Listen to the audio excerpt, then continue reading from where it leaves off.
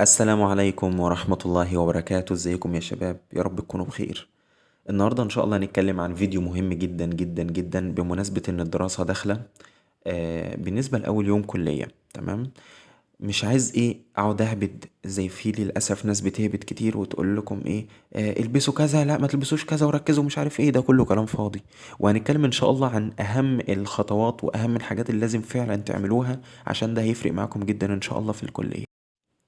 نبدأ بأول نقطة وهو الطريق. ايه ده الطريق ازاي؟ يعني الطريق بمعنى انا كلية زراعة جامعة عين شمس، تمام. اما وطبعا جامعة عين شمس في العباسية، الخط الثالث في خطوط المترو. اما الكلية بتاعتي في شبرا، الخط التاني من خطوط المترو. ففي ناس لما كانت بتيجي تروح الكلية في الأول، كانوا بدل ما بيروحوا كلية زراعة جامعة عين شمس اللي هي في شبرا، بيروحوا رايحين جامعة عين شمس نفسها اللي هي موجودة في العباسية. انتوا فاهمين؟ لأن في كليات بتبقى كليات مستقلة عن الجامعة، أو مش في الحرم الجامعي نفسه اللي هو جامع الكليات. وبرضو كلية زراعة بتاعت القاهرة، كلية زراعة القاهرة برضو مش في الحرم الجامعي أو مش في الجامعة. يعني بيبقى كلية مستقلة في مكان تاني لوحديها، تمام. فركزوا في الطريق واعرفوا الطريق بتاع الكلية فين بالظبط، وتركبوا له مواصلات من قبل ما تمجوش يوم الكلية وتقولوا ده احنا هنبتدي نسأل على المواصلات. لا، اعرفوا كل حاجة قبل ما تروحوا الكلية ان شاء الله، عشان ما تتسوحوش في الطريق. ده بالنسبة لأول نقطة وهو الطريق. ومرة مع التانية بإذن الله هتلاقوا نفسكم خلاص الطريق بقى مش هنتكلم فيه أصلا، تمام، لأنه حاجة سهلة جدا. طيب، أماكن المدرجات والسكاشن.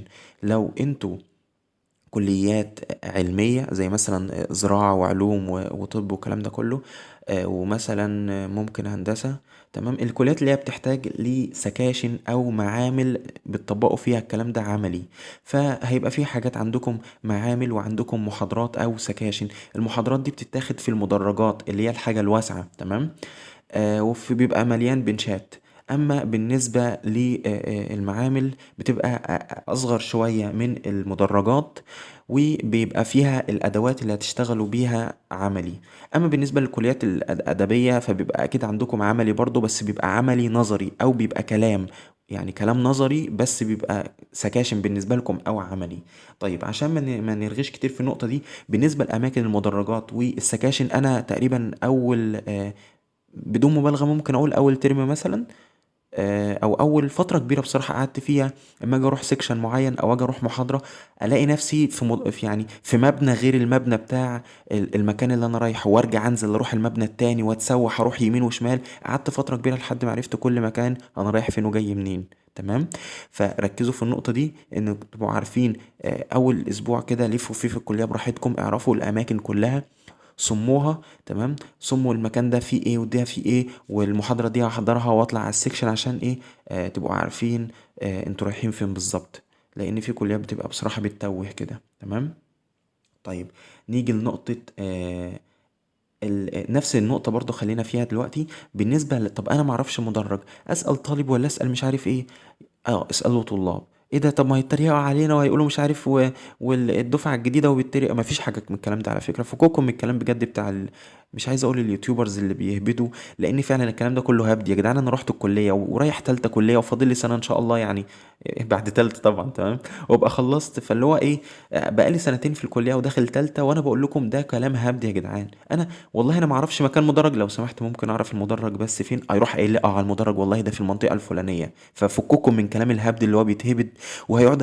بالله عليكم، انا رايح اسال على مكان مدرج، اروح اقول له لو سمحت فين المدرج كذا، يقول لي ها ها ها ها ها، مش انت دفعه جديده؟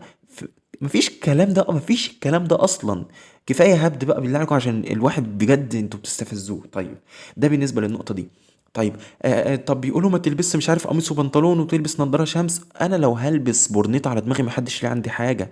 ركزوا الله يبارك لكم، فككم من اي فيش يا جدعان. ده هيتريقوا علينا. مين اللي هيتريقوا عليكم؟ كلنا طلاب في بعض. اصل الدفعات القديمه اصلا، في غالبا الدفعات القديمه ما بتجيش اول يوم او اول اسبوع. في الغالب الدفعات، قصدي القديمه، اسف، ما بتجيش اول فتره، تمام. فاللي هيجي بقى يبقى جاي مثلا يشوف الكليه وحشاه، جاي يشوف الدفعه الجديده عادي. انما ما تقعدوش تقولوا ده هيحفلوا علينا والكلام ده كله، لان ما فيش حفله ولا في كلام من الكلام الفاضي ده. ممكن يكون شباب كبار في مثلا تالتة او رابعة، يهزروا يضحكوا ويبصوا على الدفعة الجديدة، يستغربوا ان هم مثلا قصيرين طوال، بضحك وهزار. تمام، فده مش بيبقى ايه قصف او زي ما الناس بتقول كده هيتريقوا عليكم، مفيش الكلام ده يا جدعان. تمام، خدوها كلمة ثقة مني بإذن الله. ولو في حد ما يعرفش مكان معين، باحترام يسأل أي حد، لو سمحت مثلا مدرج 3 فين، مدرج 4 فين، طب لو سمحت مكان معمل كذا فين.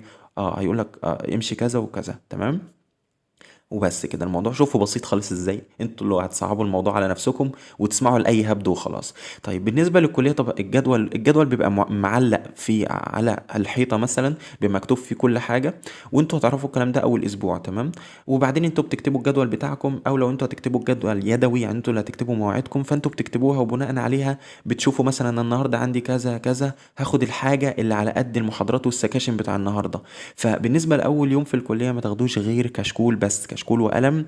كشكول كده لفوه في ايديكم وامسكوه، هيبقى مجرد كشكول. تمام، ما حدش بقى ياخد شنطه ولا ياخد الحاجات دي، عشان اول اسبوع غالبا اصلا مش هيكون اسبوع دراسه. كل دكتور هيخش يعرف نفسه ويقول مثلا ده انا دكتور كذا بدي الماده الفلانيه، وهيشرح لكم كل حاجه. تمام، ده بالنسبه ايه للنقطه دي. طيب بالنسبه لنقطه الاصدقاء، اختاروا الاصدقاء فعلا اللي يستاهلوا ان هم يتصاحبوا، عشان وما تتخدعوش بالكليه. ما حدش هيقول لكم ذاكروا في الكليه الا من رحم ربي. تمام، في ناس هتقول ذاكروا، وفي ناس مش هيقولوا لكم ذاكروا. تمام، فانتوا حظكم بقى.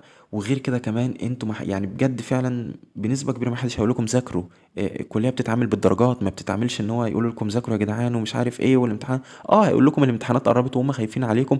بس انتوا لو قاعدين في محاضره وعايزين تقوموا تمشوا، مش زي الدروس كده تسيب الدرس وتمشي، لا. انتوا لو قاعدين في محاضره ومثلا اتخنقتوا زهقتوا هتطلعوا تاكلوا، بتطلعوا عادي. ده في بعض المحاضرات، او يعني نقدر نقول كل المحاضرات، ما عدا دكاتره ما بتسمحش ان حد يخرج مثلا من محاضرتها، او اللي هو انت رايح فين يا استاذ، فاهمني؟ بالنسبه ودي نقطه على فكره مهمه جدا برضو، اللي هو ايه، خلي عندكم صبر واقعدوا في المحاضره وكملوا، ما تمشوش بسرعه. وعودوا لسانكم على كلمه دكتور. دكتور يا دكتور يا دكتور، عشان ممكن تنسوا تقولوا يا استاذ، او لو عادي على فكره ناس بتنسى وكان بيحصل. وهتلاقوا لسانكم اتعود، فعودوا برضو ايه انكم انتوا تركزوا كده وتقولوا للدكتور يا دكتور.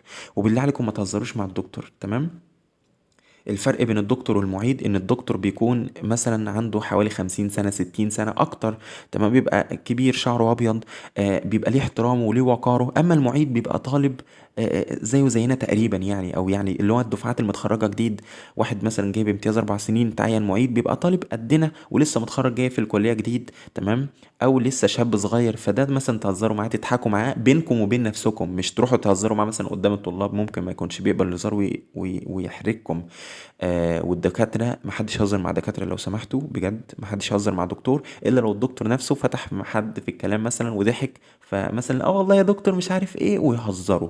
تمام، وبرضه بيبقى بيهزار بحدود. عشان بجد الدكتور ده ابعدوا عنه في موضوع الهزار خالص. محدش يهزر مع دكاترة الا لو انتوا مثلا لوحديكم، عشان لو اتكسفتوا تبقوا مكسوفين قدام نفسكم، مش قدام الطلاب.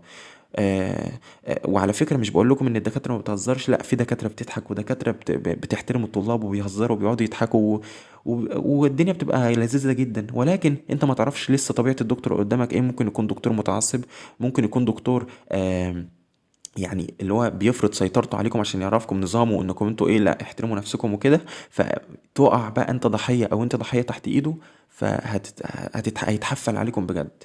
فانا برضو مش بقول لكم ان الدكاترة كلهم كده، لا طبعا، ولكن استنوا بس اول اسبوعين كده اعرفوا كل دكتور ميته عاملة ازاي. تمام، طيب بالنسبة للمذاكرة، المذاكرة في الكلية بتبقى الكلية على فكرة غير الثانوية خالص. الكلية هيبقى كم كبير جدا من المذاكرة هيحتاج يتذاكر، ولكن مش هيبقى زي مذاكرة الثانوية، هيكون حاجة ممتعة جدا جدا إن شاء الله بالنسبة للمذاكرة. تمام، هتذاكروا بصوا عشان تبقوا عارفوا، بس خدوها قاعدة هتمشي معاكم بإذن الله ال4 سنين اللي هتقضيهم كلية، ولو انتوا كليات 5 6 سنين بقى على حسب كليتكم. فانتوا في سنين كلياتكم كلها، في سنين الكلية هتذاكروا بنظام التبييض. يعني ايه هبيض؟ يعني والله الدكتور مثلا بيتكلم في موضوع معين، هروح جايب ورقة كده وقلم محترمين واكتب مثلا عنوان اللي الدكتور هيقول فيه النهارده. الدكتور مثلا يتكلم عن نقطة معينة، فاروح كاتب النقطة دي، اكتب نقاط مهمة. انما مثلا الدكتور ما يقولش ايه والنهارده يا جدعان هنتكلم عن، تروحوا انتوا النهارده يا جدعان هنتكلم عن، لا ما تاخدوش الكلام كوبي بس، لا خدوا الكلمات المهمة اللي هو هيقولها. طب هنعرف ازاي الكلام المهم اللي هو بيقوله؟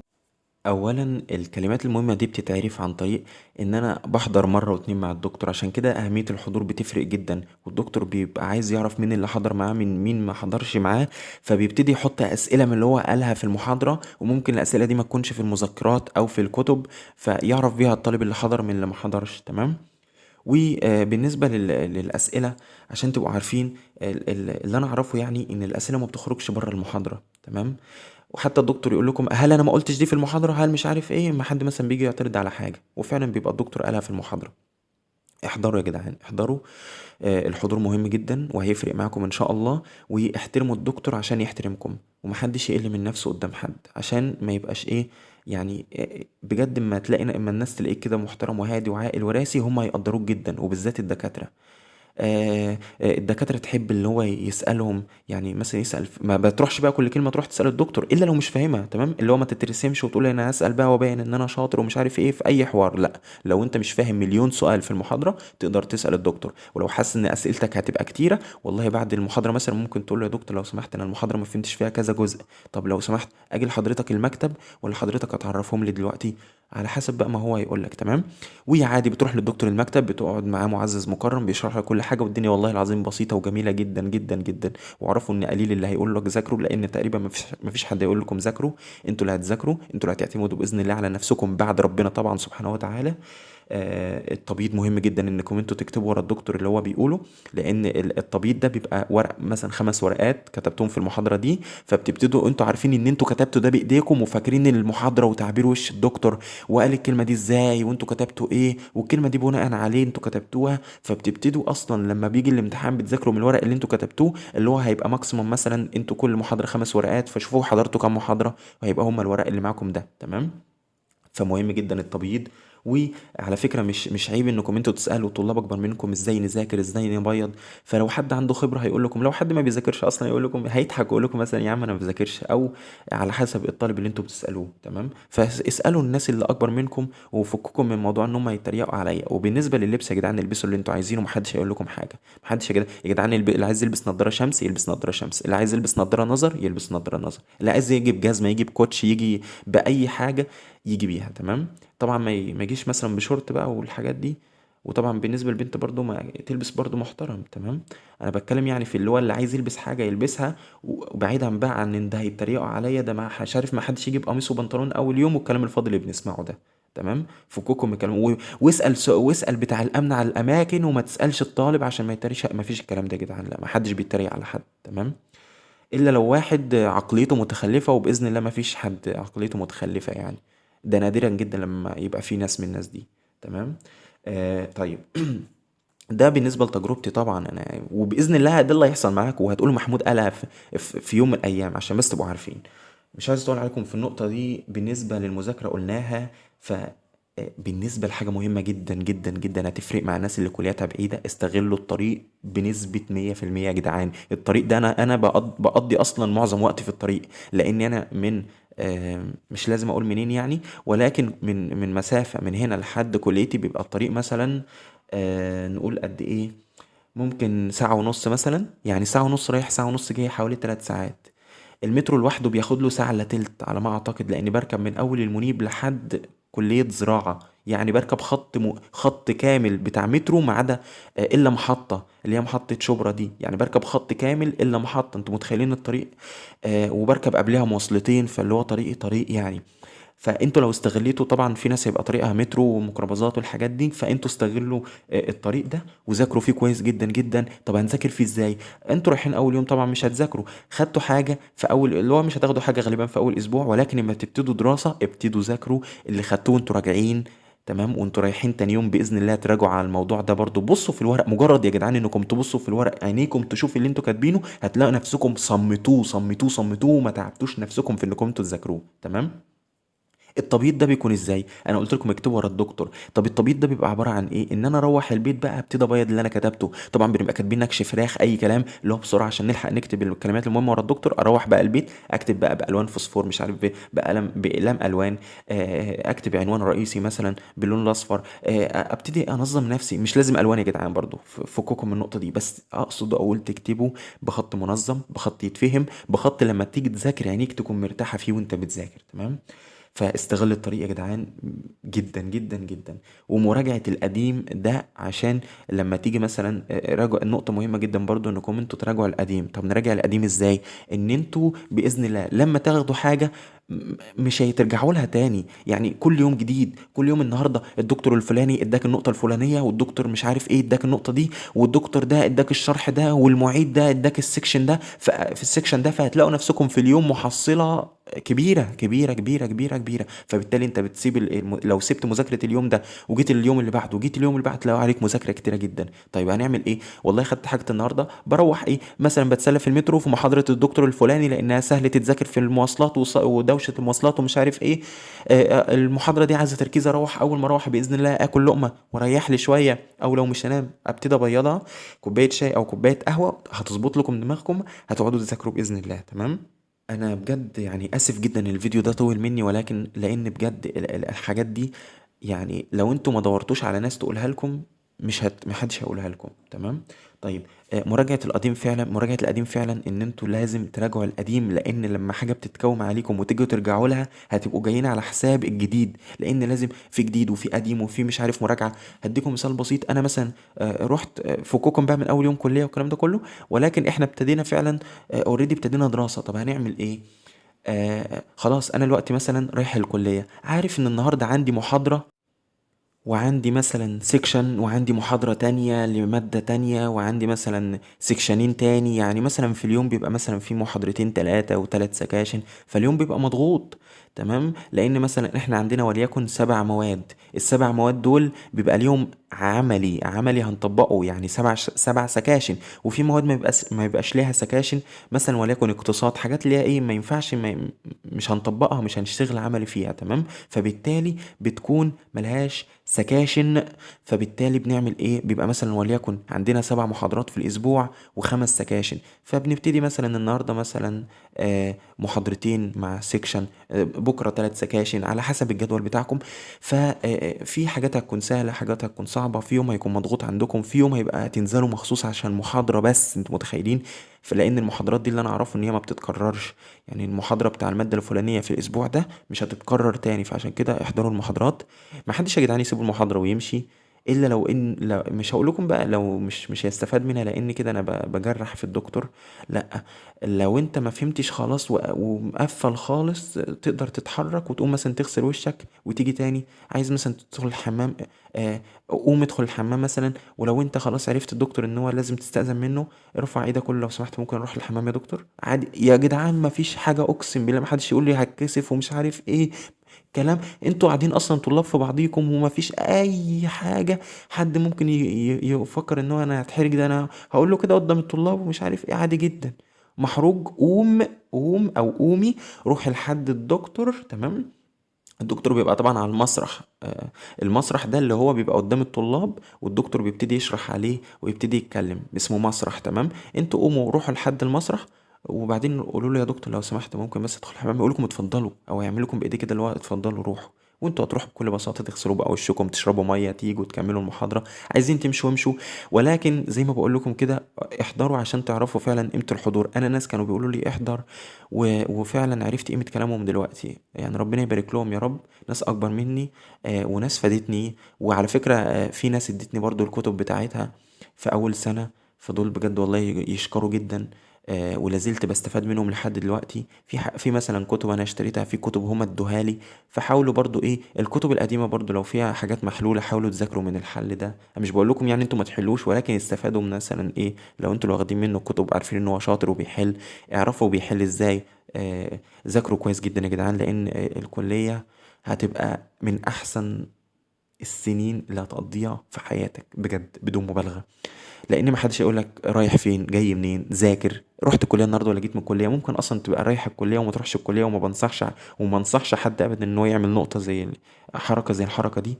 ممكن تدخل الكليه فعلا تقعد تفضل قاعد في جنينه الكليه او في حرم الجامعه مثلا، تقعد تلف فيه وخلاص وما تخشش ولا محاضره ولا سيكشن. ما حدش يقول لك انت رايح فين ولا بتعمل ايه، ولكن كله هيبقى على حسابكم انتوا في الاخر لما تتخرجوا من الكليه وانتوا مش عارفين حاجه. ده ان اتخرجتوا لو مشيتوا بالمبدأ ده.